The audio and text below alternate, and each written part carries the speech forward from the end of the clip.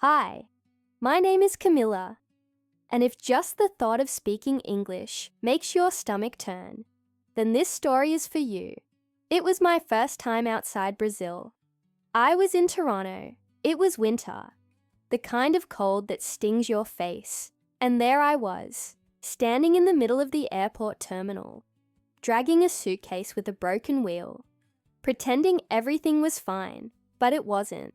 I was exhausted, lost, and worse, I couldn't understand what people were saying around me. It was like everyone was speaking too fast. English words going in and out of my head non-stop. That's when he showed up. A guy about my age, wearing a striped coat and a kind smile. He looked at me, pointed to my suitcase, and said slowly, "Excuse me, do you need help?" My heart raced. I understood, but how could I reply? The words vanished from my mouth. I just stared at him and managed to say, "Yes," afraid of messing up, and praying he wouldn't ask anything else. We walked to a nearby bench. He pulled my suitcase for me and sat down beside me. "Where are you from?" he asked, still smiling. And that's when I froze. In my head, I knew what he'd said, but the fear of speaking wrong was stronger. My cheeks burned. I sat there, silent, trying to piece together the perfect sentence in my head. Nothing came out. He waited, and all I could say was, "Sorry, my English is not good." At that moment, I felt a mix of shame and frustration. I'd spent months watching YouTube classes, writing down phrases, repeating vocabulary. But when it really mattered, everything locked up. He just nodded and replied, "No problem, you're doing great." But I wasn't. At least, I didn't feel like I was. That night, back in my room, I cried silently. It wasn't just about English. It was about feeling invisible. The next morning, with my eyes still swollen, I went down to the reception to ask for an extra towel. The receptionist was an older Canadian lady named Linda. White hair, a firm but kind look. When she heard me trying to ask for the towel, with a thick accent, she smiled. "You're learning English?" she asked. I nodded, a bit embarrassed. Then she said something I never forgot. "Don't study English, live it." And she handed me a small piece of paper with an address. Free conversation class. Tonight, coffee, cookies, and mistakes allowed. I almost didn't go. Almost let fear win. But that night, something inside me said, "Go." The room was simple, with chairs in a circle and a whiteboard. There were people from Colombia, Japan, Turkey. And everyone was there for one reason: to try, to make mistakes, to learn. That's where everything started to change. That's where I discovered that English can't be learned alone. The first classes in that group were chaotic. I messed up verb tenses, mixed up words, forgot everything in the middle of sentences.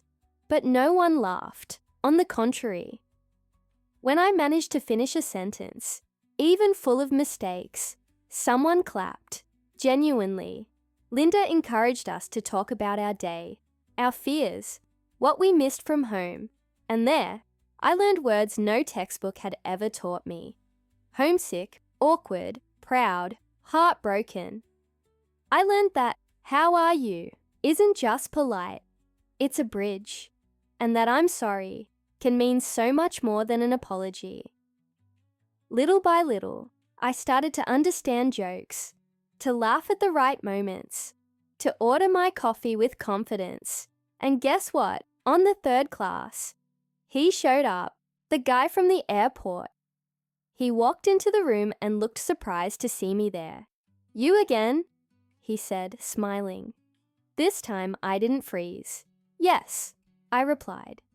"And now I can talk." He laughed. "So did I."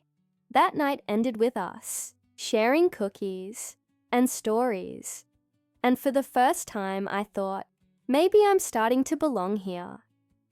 2 weeks later, Linda pulled me aside, with that serious look she always had, right before surprising us. Camilla, our group is going to host a cultural night next Friday.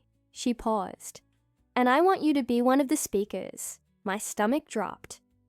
Speak. In English. In front of everyone? Impossible. But she insisted. Just tell your story. The way you tell it here. That's enough. The week of the event, I practiced in front of the mirror. Recorded voice notes. Repeated words until I lost my voice. And then, the night arrived. The room was full, over 100 people. When they called my name, my hands were shaking. I walked up to the stage, took a deep breath, looked to the back of the room, and there he was, the guy from the airport, sitting in the last row, watching me with a calm smile, like he was saying, "Go on." So I did. I told my story, got tangled in some phrases, laughed at myself, and kept going.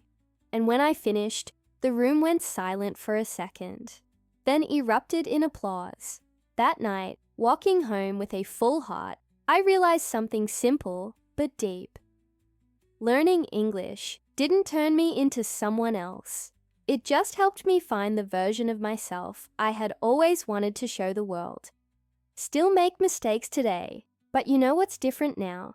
I don't let fear silence me anymore. I've learned that every word spoken with courage is worth more than 1,000 perfect sentences kept inside your head. And that guy from the airport, he became my friend. We still meet sometimes for coffee and laugh about those first conversations I couldn't have. If you're out there, trying, getting frustrated, thinking you'll never get it, remember this: you don't need to be perfect. You just need to keep going. Every step, every attempt, every little yes matters. And a year from now, you'll be grateful you didn't give up today. If this story touched you, subscribe to the channel, turn on the subtitles, and check out the next one. Because learning English can be emotional too.